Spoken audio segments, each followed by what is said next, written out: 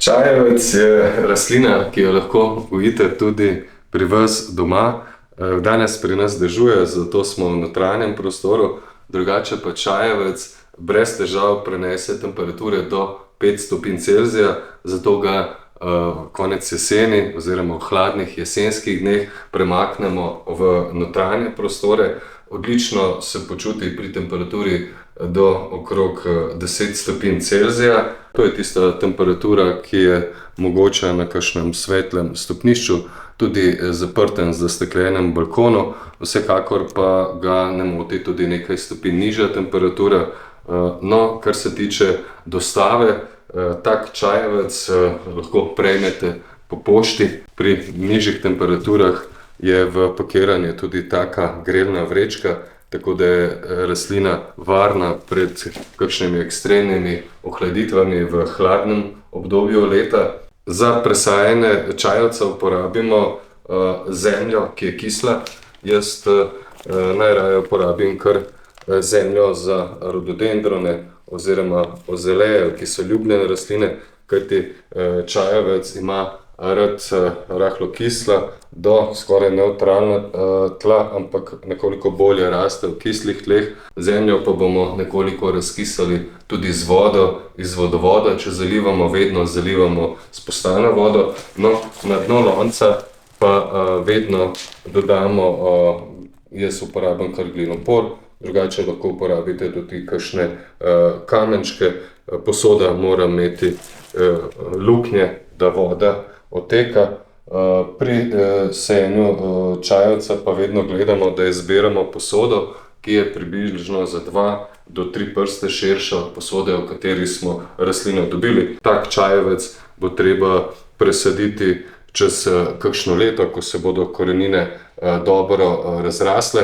No, v poletnem času ga seveda lahko postavimo tudi zunaj, ne na kakšno močno, izredno močno popoldansko sonce, takrat ima rad tudi pršenje po listih. To je pravzaprav priporočljivo potem delati tudi večkrat na dan. No, iz mladih listov čajevca, ki seveda močnejše požene ob spomladanskih dneh, pa lahko nabiramo tudi liste za čaj, ki jih uporabljamo za pripravo zelenega čaja, ki krepi imunski sistem. Vzhodnjaki pravijo, da tudi upočasni staranje. No, kar se tiče čajevca, pa lahko povem, da spomladi, ko temperature nekoliko so višje, tam tudi ponoči do 15 stopinj Celzija, pa ga postavimo zopet v zunanje okolje, tam se bo najboljše počutil in razraščal. Sedaj v pozni jeseni in pa zimskem času bo odrasel čajevec tudi cvetel.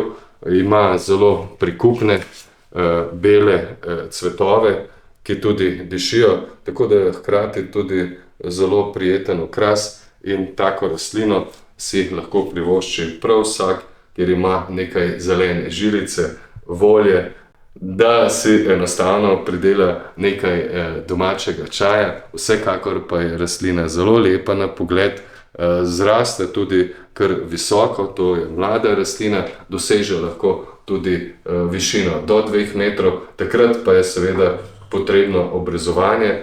Takrat spodrezujemo na nižje rastoči poganek, če bi bil to vrh, potem odrežemo nazaj in ohranimo nižje rastoči poganek, tako da brez težav ga obdržimo na tej višini. Izrezujemo pa tudi mogoče kakšne veje, ki skačejo ven iz krošnje, ali pa kakšne suhe poganke, drugače pa pustimo, da raste rastlina. Naravno ima pokončno grmičasto razraščanje, zelo lepa je v svojih listih, tudi cvetovih, in zagotovo je to ena rastlina, ki jo lahko posadite pri vas doma in uživate v zelenju in domačem čaju. Pri čajevcu seveda pazimo tudi na zalivanje, vedno uporabimo postano vodo.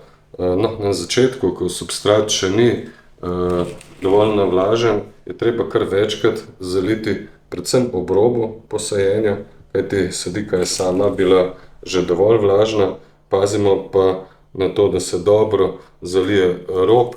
Vsa voda, ki bo odtekla v podstavek, pa naj se zbira in potem vsaj 2-krat, 3-krat ali tudi večkrat zlije nazaj, sami pa boste ugotovili, kdaj je dovolj zalito, takrat enostavno tudi lahko primemo lonec z rokami, potehtamo in vidimo, kakšno težo ima. To vam bo olajšalo zalivanje tudi v prihodnje.